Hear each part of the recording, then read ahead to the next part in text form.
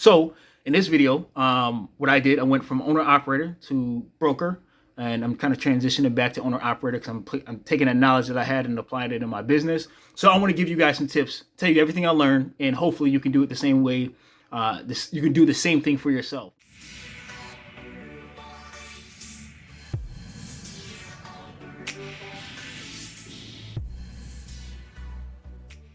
What's going on, YouTube? So in the course of my life, I've been trying to grow my business. I started off as an owner operator, utilizing Sprinter vans, doing expedited freight, medical courier, local parcel deliveries, and I've been trying to grow and expand this business. I've been in other Facebook groups, things like that, and throughout the time, I've been in business for close to 3 years. Throughout the time, no one has really talked about what I'm about to talk about directly, right? Everybody's kind of just hinted to it, and it's about getting your own customers, right? I was in a position where I started during COVID, like a lot of people did. It started during COVID. You hear on YouTube and everything else of how good the money was, and people showing all these, all their checks and stuff like that. FYI, none of those people are around, I noticed, and times got hard. Times got really difficult for a lot of people within the Sprinter van, box truck, hot shot. Whether you did CDL driving, it didn't matter. It just got difficult for everybody. So I was trying to figure out a way. How do I navigate this? How do I navigate? Because I went through hard times too. How do I navigate this? And one thing I said to myself was, one, I need to know what a broker knows, right? We always have to go through a broker to get loads and bid our rates and stuff like that. But I need to know what a broker knows, right? I need to have the same information that the broker has in terms of like, how do they get the customers? What do they look? What do they say? How does the email look? How does the contracts look on that side? How does the conversation sound on that side? So in this video, what I did, I went from owner operator to broker, and I'm kind of transitioning back to owner operator because I'm taking that knowledge that I had and applying it in my business. So I want to give you guys some tips, tell you everything I learned, and hopefully you can do it the same way. You can do the same thing for yourself. Now, I will say this: I'm not professing to be an expert. I'm not saying I built a multi-million-dollar business, but some of the things that I've learned, what I realized is that I could have been applying to my business. So I want to give you guys this free game as well too. Okay, so I'm gonna hop right into it. First things first is where to find your direct shippers or direct customers. A lot of times this is talked about. Yeah, you go on Google or you can go on LinkedIn and da da da. But what a lot of these brokerages do, they have a database which is called a B2B database of where they find leads, whether it be ThomasNet, Zoom Info, but they have a database like that. And I'll talk about this in more details in other videos. Just trying to give you an overview right now of what it kind of looks like in the other seat. If you're an owner operator, what does it look like in the other seat? So I'm gonna tell you exactly what it looks like. We have these databases we get leads from. You import them into your CRM. CRM is like Salesforce or something where you can organize all the leads, okay? And when you call them, you can input notes. Again, I'll go in another video what to say, how to say it, and stuff like that, and what worked for me, because I was able to, in the time that I was doing, I was able to get between like 7, 8, 10 customers, using pretty much not say a cold call script, but kind of just going through the process, right? So you input them into a CRM, and you just get to call these people, and it's really well, I'm laughing now because, man, if I would have known this, I could have just been doing it. It's really just about consistency. That's what it comes down to. It really comes down to consistency. If you're thinking you got to be a sales guru in freight, you really don't. You really don't. The whole sales pitch, the cold call sales pitch is kind of off-putting. So a lot of you guys, owner operators who own your equipment, you're in the best position possible. We're in the best position possible because when we call somebody, we can actually speak to what goes on after they load the truck. Because we're driving half the time anyways. We can speak to that. We can actually speak to that. We know when they say, hey, it's going to go through this state, we know what the roads are going to be like. You know what, hey, traveling to here, what that's actually going to be like. So that way when you give a rate, you can give a rate to your customer, hey, it should pay you this, or it's going to charge you this. They're going to be happy with it, and you're going to know it's fair because, again, you've done the service part of it before. We didn't just set the deal up and sit back. You've done the service part of it as well too. So it comes down to consistency of you getting a CRM together, getting a list together of people you want to go after.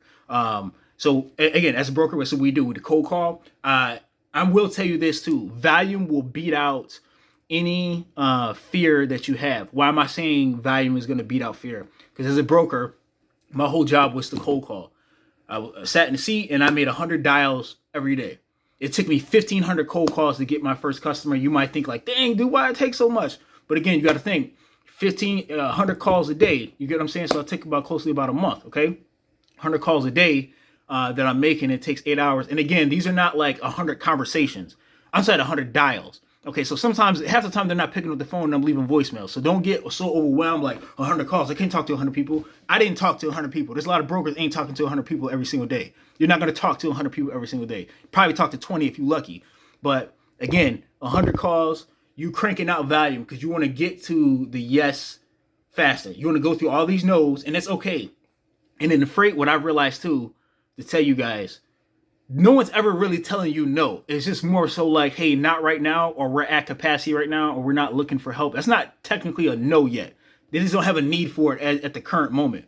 But you always check back in. And a lot of times throughout those 100 calls, when I'm calling someone, I'll call them back or follow up, and you realize, hey, they were willing to talk to you now. They might be rude the first phone call. Second phone call, hey, I called you a couple months ago. At the time, I guess you guys were at capacity. You guys didn't need any help. But I just wanted to check back in. I just wanted to see if everything was okay. Wanted to see if I could help you out with any LTL, truckload, whatever you do.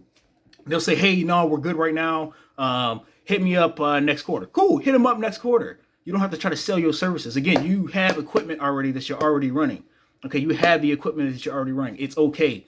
So it's just that sheer volume. And eventually you will run into somebody that's going to get a yes, right? The other thing I learned too, in terms of getting a yes, you cannot control any outcomes. I'm letting you know this right now. As an owner operator trying to get your own direct customers, only thing you can control is how many people you call, what you say on the call, how you end the call. That's it. You can't make them say yes. You can't make them say yes. You can't make them say no. So all I'm saying to you guys have everything at your fingertips. We have everything at our fingertips to kind of grow our brand and grow our business. And these are some of the things I desperately needed to know what happened on the other side. And it's not too different from when you guys place the bid on the load with a broker and you placing the bid on a load with a shipper. It's kind of the same. It's more the same thing. Looks a little bit different, but it's more of the same thing. So I'm saying, if you ever called on the load board and had to like kind of negotiate with a carrier rep or a broker and kind of have to explain like, hey, well, this is going into a bad area. This is going to be, the conversation is the same. Shipper needs to get 16, 11 pallets moved from, let's say, Wisconsin to whatever. You can say, hey, you know what the market rate is because you have DAT or whatever. You know what the market rate is. You know how much your equipment's going to cost. You know your cost per mile. And you can give an accurate rate. Hey, I can do it for this. And the shipper may be like, no, it's not good, or I can't do that, whatever. Yeah, and you just negotiate. Okay, well, what's good for both of us? What's good for you? I want to establish this relationship. What's good for you? We can do it this time at this rate or whatever. You get what I mean? But it's the same exact thing. Like, it's not as complicated as I made it out to be. I thought it was this huge drawn out thing, and it's really not. It's really not. It's very simple. It's not easy, but it's very simple. The process is very simple. So I know I rambled all over the place. I'm gonna make other videos about like what to say and get more into the details. But again, if I was going back doing this again, positioning myself right, we're able to do this, okay? And again, it's really about volume, finding the leads, and just calling them. You're going to sound like an idiot. You're not going to know what to say. It's not going to be perfect. It's okay. It's all right. If they say no, it's okay too, all right? It's just no, it means not right now. That's what it comes down to. Because 6 months from now, when the market flipping, it always do, you call back again.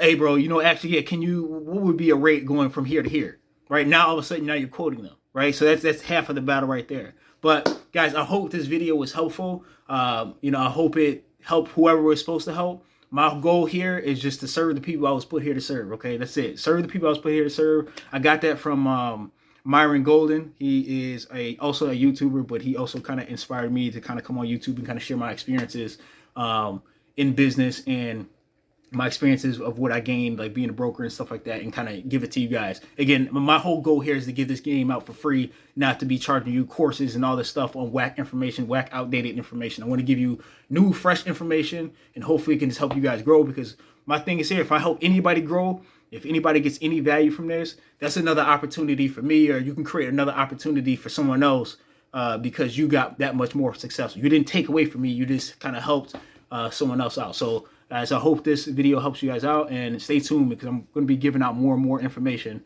as time goes on. Thank you.